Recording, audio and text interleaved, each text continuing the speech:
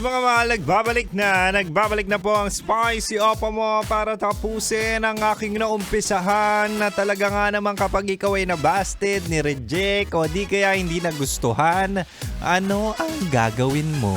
Diba? Kasi nga sa ating Chinitox usapang pag-ibig mula sa Spicy Opa mo ay talaga nga namang ibibigay ko ang 3 dapat mong gawin kapag hindi ka type ng nilalandi mo.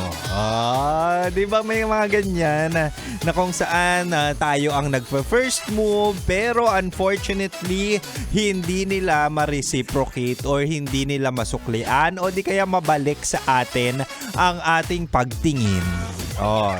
Hindi naman kayo talaga minsan na pinanganak na gustuhin.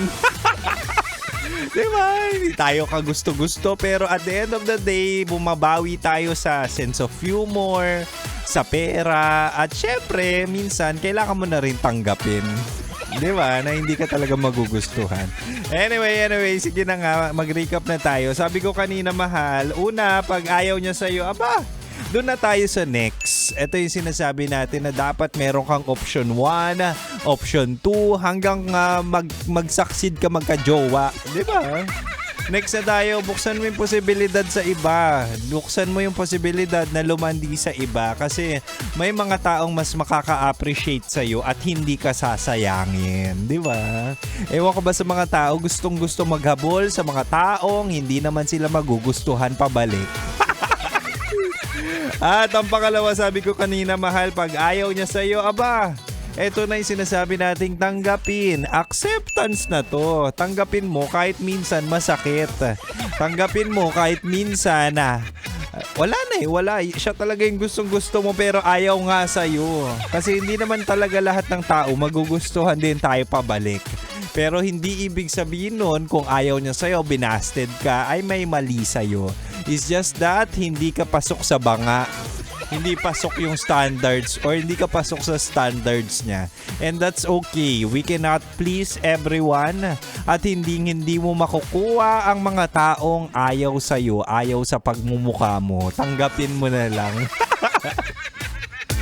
Ito mahal, pangatlo at panghuli, pag ayaw niya sa'yo, ay nako, ito yung sinasabi ko, wag nang ipilit. Wag mo nang ipilit ang sarili mo sa taong hindi ka kayang mahalin. Diba? Kapag pinipilit, ano nangyayari? Masakit, sumasakit, dumudugo. Kapag pinipilit mo yung sarili mo, baka iba yung naiisip yung dumudugo kapag pinipilit Kapag pinipilit mo yung sarili mo sa taong ayaw naman sa'yo, ay masakit talaga kasi you'll receive mga unnecessary words na talaga nga naman makakapagpahinto sa'yo. Diba? And wag na tayong pumunta or dumating sa punto na kung saan ipinagsisiksikan pa natin ipinagsisiksikan pa natin ang sarili natin sa taong hindi naman talaga tayo gusto at hindi naman din talaga natin maaabot. Totoo yan Tsaka mahal, kapag malinaw na ayaw niya, 'di ba? Huwag ka na magpa-cute, huwag mo na gastusan.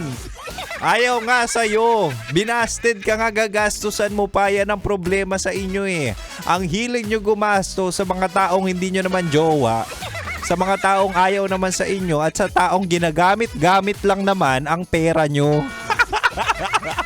Huwag kayo maging sugar daddy at sugar mommy. Wala namang balik yan. Oo. Puro trauma at sakit lang yan. Okay? So kapag ayaw sa inyo, lumandi sa iba, the more the merrier, the more chances of winning magkaroon ng jowa. Take it from Kim Chino. Anyway, mahal, that's it for today. Pero ako isisibat na muna. Pero wag kayo mag-alala pala. Susunod na sa akin sila Titangelo at Rocky Terra sa kanilang programang Rocky Secret Files with Titangelo. Kaya mahal, dito ka lang. Dito ka lang sa akin at dito ka lang sa 90.7 Love Radio. Kailangan pa bang i-memorize yan? Basic! Bye, mahal! Ingat!